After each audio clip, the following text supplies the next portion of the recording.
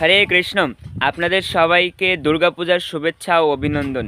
তো আগামী দুর্গাপূজা আসতে চলেছে। তো দুর্গা মায়ের কাছ থেকে একটি খুবই বিশেষ উপহার আমরা চাইতে পারি এবং দুর্গা দেবীকে সন্তুষ্ট করার জন্য একটা বিশেষ প্রার্থনা তার কাছে করতে পারি।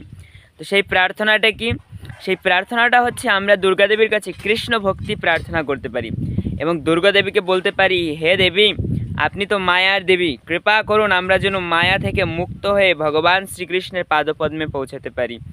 আপনি যার কৃপায়, যার আশীর্বাদে, যার নির্দেশে এই পৃথিবীর সৃষ্টি, স্থিতি, পালন এবং সংহার করছেন, সেই অনাদির আদি গোবিন্দ শ্রীকৃষ্ণের চরণে যেন ভক্তি হয় এবং শ্রীকৃষ্ণের চরণে যেন মুক্তি লাভ হয় এবং ভগবানের চরণে যেন ভক্তি লাভ হয়, এই প্রার্থনা করি। আপনি আমাকে কৃপা করুন, মায়া থেকে আমাকে উদ্ধার করুন। ভগবান শ্রীকৃষ্ণের চরণে পৌঁছানোর যে শক্তিটা, যে ভক্তি